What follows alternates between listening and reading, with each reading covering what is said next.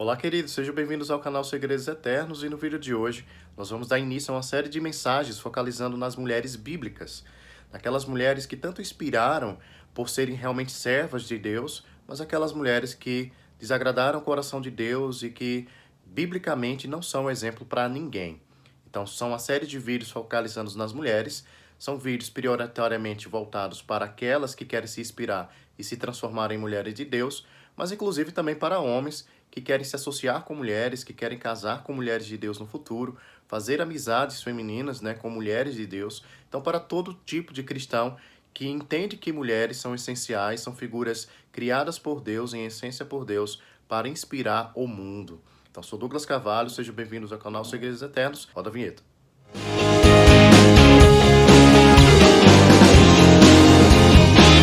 Se vocês perceberem, realmente hoje o vídeo, o enquadramento do vídeo está um pouco diferente, porque minha câmera principal está em manutenção, mas um dos princípios essenciais da palavra de Deus é faça algo com o que você já tem na mão.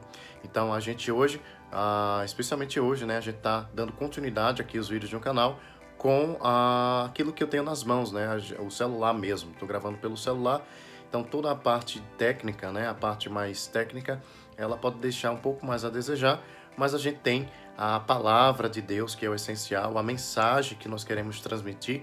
Não sei se o som está muito bom, mas em essência, o maior desejo que essa mensagem, né, que essa série de estudos bíblicos, né, que eu estou fazendo aqui com vocês, possam alcançar corações e edificar vidas. E quando a gente fala de mulheres, a gente pensa na figura feminina, a gente pensa em essência naquela que é a porta de entrada, né, a porta de entrada divina para outros seres humanos na Terra. A gente sabe que o Pai dos Espíritos é Deus, mas as mulheres, em essência, elas são criação de Deus, importantíssimas para que novos seres humanos possam entrar nesse mundo.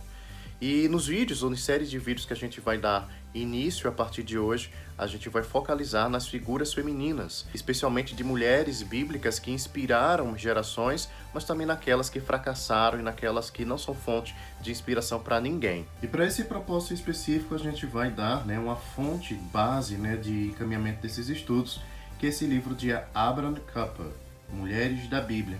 Então, basicamente, é um livro indicado para toda pessoa que quer se aprofundar um pouco mais sobre personagens bíblicas femininas e de como elas podem ser fonte de consulta, inclusive, para você transformar seu caráter e você, enquanto mulher, inspirar sua casa, seu trabalho e várias áreas sociais. Então, é um livro muito indicado e vai ser base que sustenta os estudos que eu vou encaminhar aqui no canal. Outro livraço super indicado é Quem é Quem na Bíblia. Na verdade, é um material de consulta, né, a história de todas as personagens da Bíblia, que é aí lançada pela editora Vida.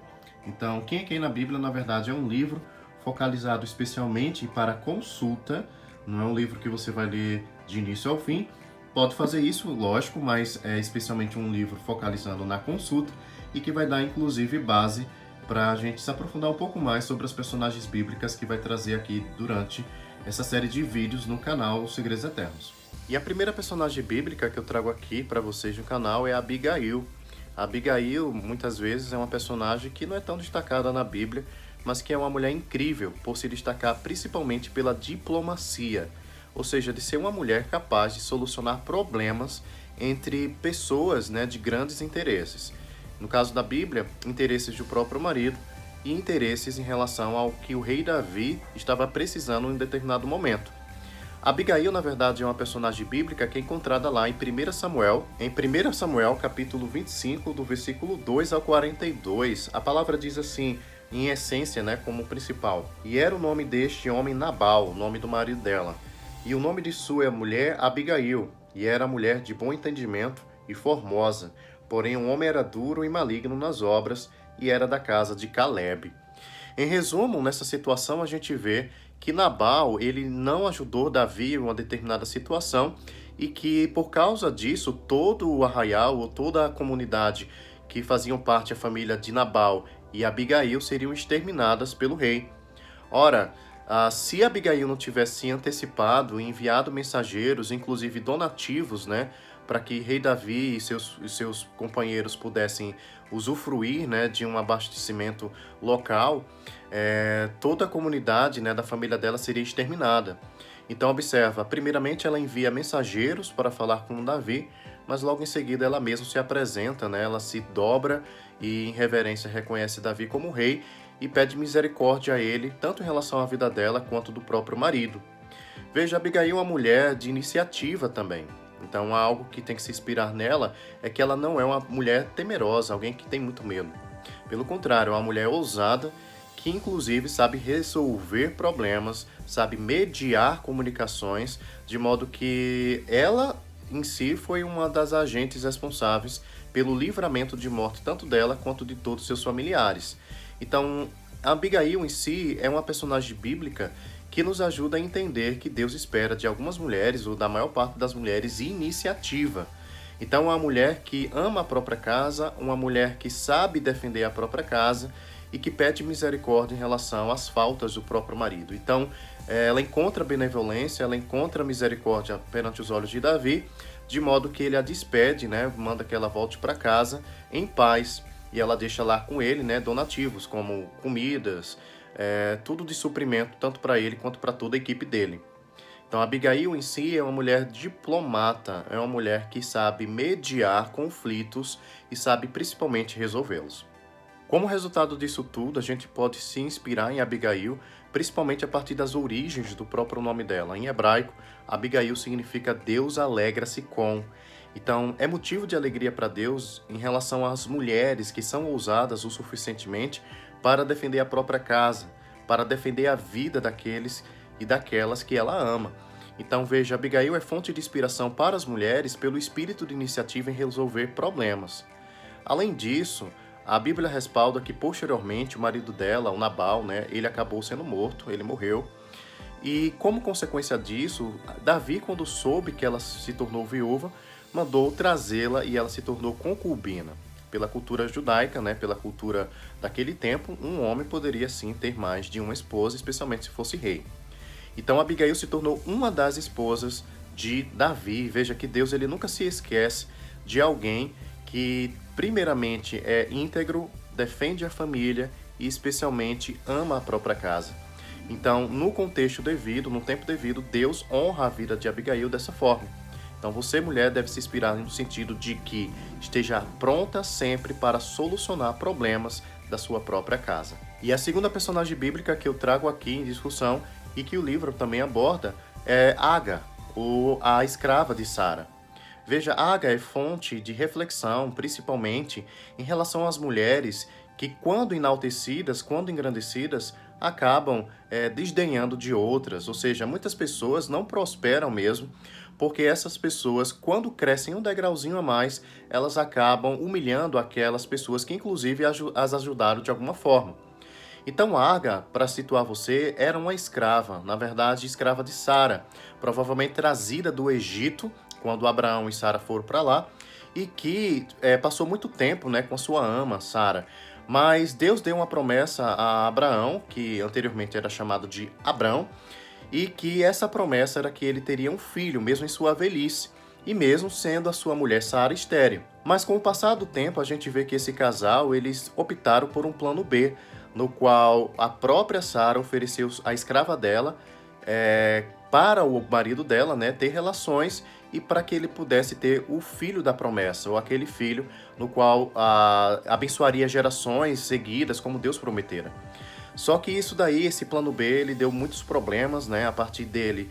A partir de Ismael, que foi a criança que nasceu, surgiram os árabes, que até hoje, né, falam muito sobre eles em relação a como perseguem a Igreja de Deus, a como a partir deles surgiu Maomé, né, que é justamente o opositor principal do cristianismo hoje em dia. E veja, nessa situação a gente vê que um erro espiritual que foi cometido lá atrás culminou, apontou para uma situação enfrentada nos dias atuais difícil. Mas veja, na situação de Agar, a gente vê uma mulher que não tinha tantas opções, né? Ela é escrava, ela simplesmente tinha que obedecer às ordens da sua ama, a Sara. Mas nessa situação, veja, o caráter da mulher é provado em situações difíceis. Mesmo ela sendo escrava, ela poderia se negar a fazer aquilo. Mesmo sendo escrava, ela poderia apontar sobre o que Deus falaria ou pensaria sobre aquilo. Mas a Bíblia não relata nada disso, e simplesmente de que Abraão teve relações com ela, e com base nisso surgiu Ismael. Mas veja, na Bíblia a gente percebe, quando vocês fizerem a leitura em relação a Agar, que ela é um tipo de mulher que, quando foi enaltecido, respaldada com o filho que foi dado a Abraão, ela começou a caçoar da velhota, né, da Sara, da ama dela. E com base nisso, né, ela foi reclamar com Abraão, Sara foi reclamar com Abraão dessa situação, e ele disse, olha, não tenho nada a ver com isso, é entre você e a sua escrava. E a Bíblia relata que Sara começou realmente a judiar, a perseguir a Agar, e ela fugiu para o deserto. A Agar também representa a misericórdia de Deus em relação à vida de muitas mulheres, porque mesmo no deserto ele aparece duas vezes para ela. A primeira vez, justamente, né, para voltar para a ama dela, voltar para Sara, e na segunda situação, no qual Abraão despede tanto ela quanto o filho já adulto, porque Ismael, né, estava judiando, estava competindo com Isaac. Isaac foi o filho legítimo que saiu da aliança entre Sara e Abraão, mas que à medida que os meninos foram crescendo, a gente percebe que na Bíblia Ismael começou a caçoar também do irmão dele, do irmão mais novo. E Deus respalda, né, a visão de Sara de que Abraão deveria expulsá-la do arraial, expulsá-la da comunidade judaica e fazer com que ela peregrinasse no deserto, ficasse à mercê da vontade de Deus. E a vontade de Deus foi expressa na Bíblia, no qual, a partir de uma mensagem enviada por um anjo do Senhor, a gente vê que a Agar, ela foi livrada da morte, tanto ela quanto o filho dela, e inclusive recebeu uma promessa do Senhor de que a partir de Ismael uma grande nação nasceria. E uma das coisas principais em relação a essa passagem de Agar, ou como mulher, é que Deus sempre vê as situações difíceis das mulheres. Essa é uma fonte de inspiração muito forte, porque Agar é um plano B, ela não é a personagem principal de foco de Deus. Mas mesmo sendo uma personagem secundária, a gente vê que o nosso Senhor tem misericórdia por todos os seres humanos. E, inclusive, nesse exemplo dessa mulher, a gente vê que nos tempos mais difíceis, onde a gente pensa que Deus não está nos vendo, onde a gente pensa que Deus nos esqueceu, é justamente o contrário que a Bíblia respalda. Na vida de Agar, Deus se fez presente e se manifestou a ela, inclusive dando água no devido tempo no deserto e dando alimento tanto para ela quanto para o filho dela. Deus sempre vê. E é justamente isso, um dos significados do nome Ismael. Deus, aquele que vê, aquele que me viu, ou do poço no qual ela estava próximo, né? E a terceira personagem bíblica que eu trago para vocês hoje é justamente Ana, a esposa de Eucana. Ana, na Bíblia, na verdade, é mãe de um dos maiores profetas da Antiga Aliança. Ela é mãe de Samuel. Ana, ela tem como fonte de inspiração para as mulheres em geral e para homens que querem se casar com mulheres, com uma mulher especificamente, é justamente a vida de oração.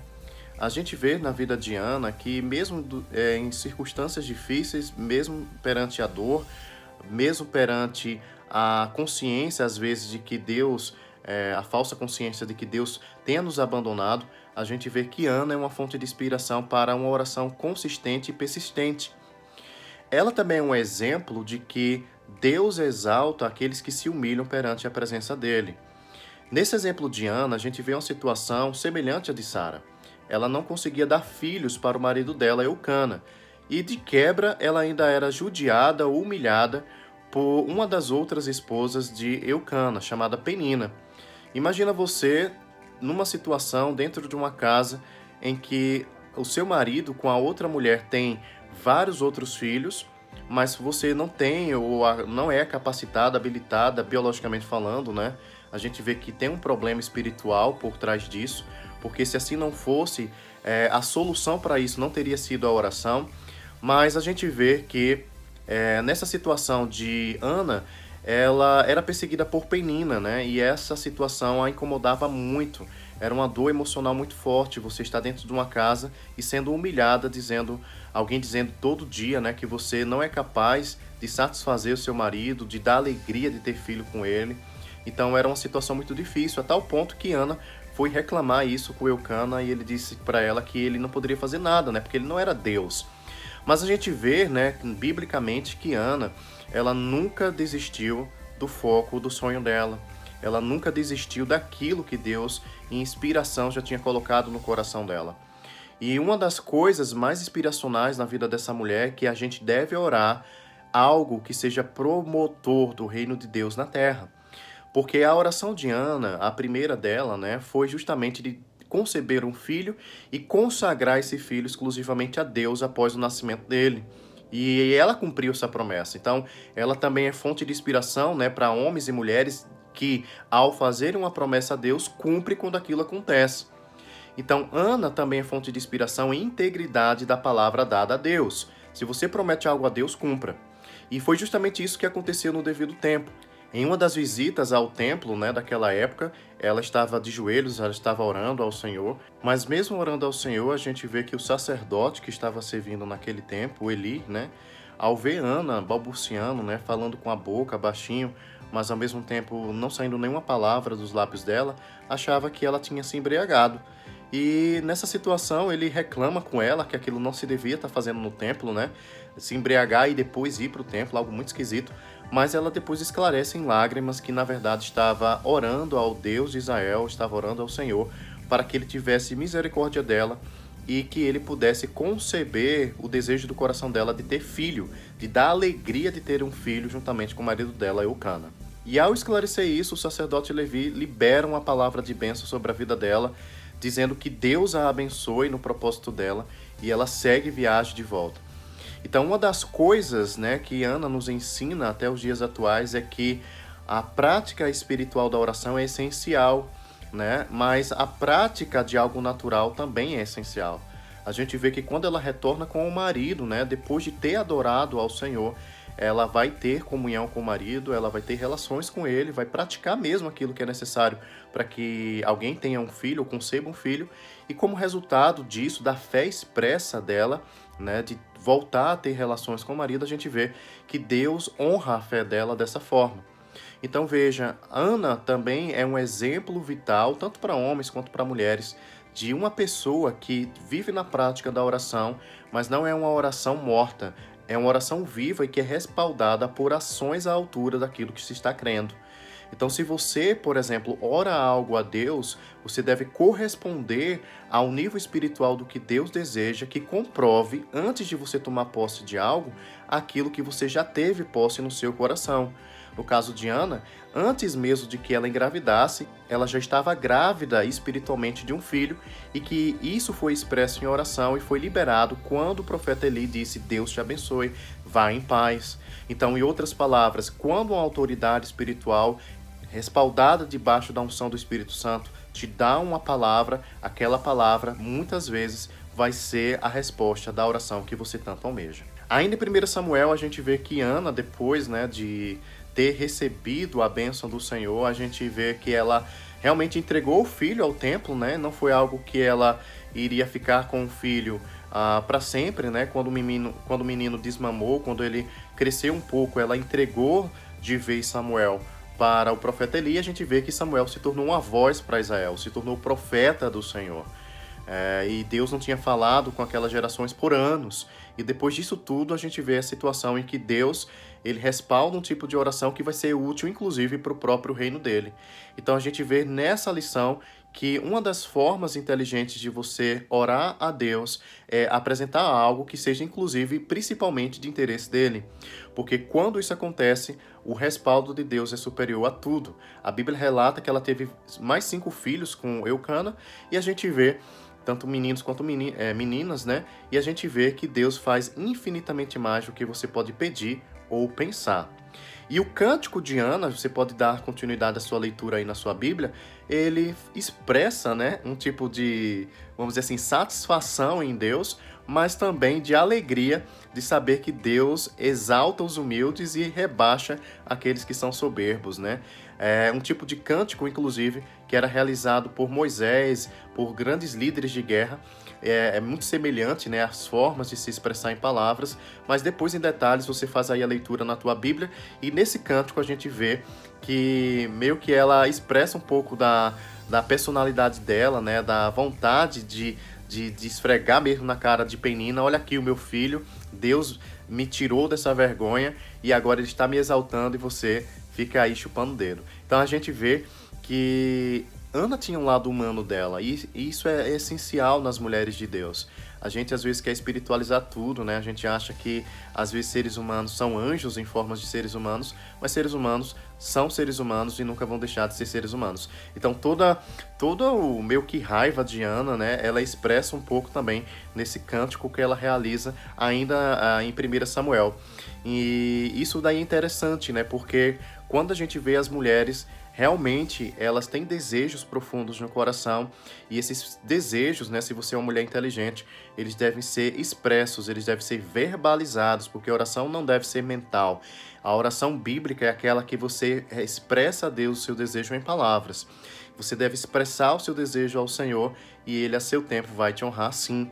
E você vai ter um cântico nos lábios, como Ana teve, como outras mulheres na Bíblia teve, inclusive Maria, ao receber a notícia do Messias, ela depois expressa a gratidão por meio de um cântico. Então Deus, nesses últimos dias, eu acredito em nome de Jesus, Ele vai dar um cântico novo nos teus lábios, no teu coração, que seja um cântico de testemunhar os grandes feitos do Senhor.